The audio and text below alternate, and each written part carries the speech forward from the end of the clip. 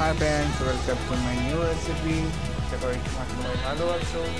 চলো আজকে সঙ্গে থাকো, দেখতে দেখতে থাকো আজকে আমার নতুন রেসিপি। আজকে আমি করব কচু বাটা আর কচুর তরকারি। কচু বাটার জন্য আমি এই কচুটা ছোটো ছোটো করে কুচিয়ে নিয়েছি। এই কচুটা কুচিয়ে নিয়েছি, তার এখানে পেঁয়াজ নিয়ে নিলাম, লঙ্কা নিয়ে নিলাম, রসুন নিয়ে নিলাম, আদা নিয়ে নিলাম। আর এখন আমি কচুটা এইখানে মরিচ দিয়ে ভালো করে কেটে নেব।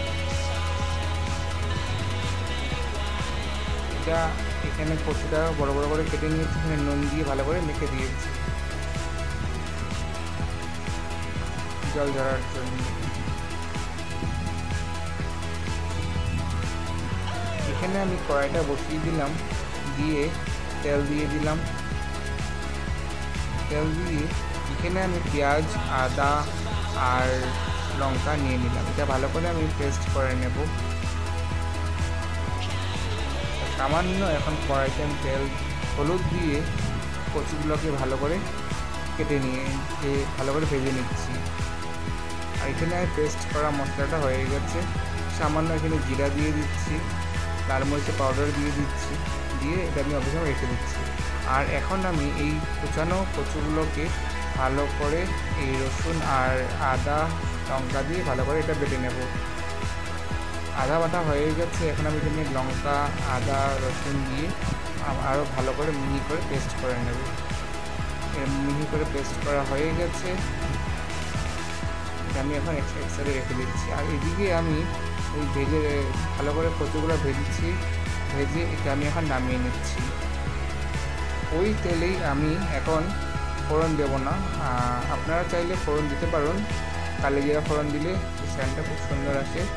তো আমি ফোড়ন দিইনি, আমি কচুটা যেটা পেস্ট করে রেখেছিলাম সেই কচুটা আমি এখানে তেলে ঢেলে দিয়েছি। দিয়ে ভালো করে এখন এটা আমি সামান্য একটু হলুদ দিয়ে একটু নুন দিয়ে ভালো করে এটা ভেজে নিচ্ছি।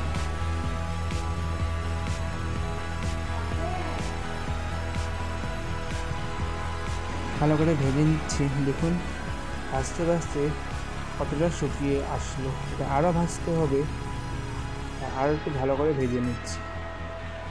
ভালো করে ভাজা হয়ে গেছে, এটা আমি এখন নামিয়ে দিলাম। এটা খেয়ে দেখবেন ভালো লাগবে। আর এখন আবার কড়াইতে তেল দিয়ে দিলাম, একটু পাঁচফোড়ন সম্বাস দিয়ে দিলাম। দিয়ে পাঁচফোড়নটা সামান্য কালো কালো হবে, আমি সেই পেস্ট করা মশলাটা আমি এটাতে ঢেলে দিয়েছি। দিয়ে তেজপাতা দিয়ে দিলাম, হলুদ দিয়ে দিলাম, দিয়ে এখন ভালো করে এটা ভেজে নেব মশলাটা। সামান্য অল্প চিনি দিয়ে দিলাম, আর আধা চামচ মতন নুন দিয়ে দিলাম। দিয়ে এখন ভালো করে এটা ভেজে নিচ্ছি। যেই মশলাটা ভাজা হয়ে গেছে, যখন মশলাটাতে তেল ছাড়া অবস্থাতে আমি এখানে কচুটা ছেড়ে দিয়েছি, আর একটু সামান্য গরম মশলা দিয়ে দিলাম। দিয়ে এখন এটা ভালো করে আমি মশলার সাথে মিলিয়ে নিচ্ছি।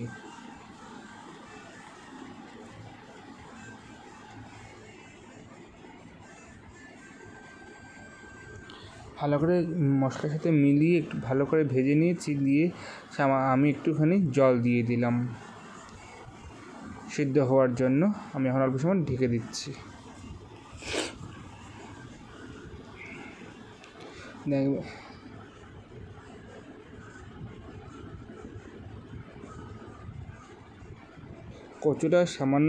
কচুটা সিদ্ধ হয়ে গেছে, আমি এখন ঘি দিয়ে দিচ্ছি।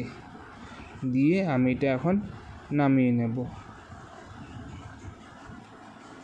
আশা করি তোমাদের এই ভিডিওটা খুব ভালো লাগবে।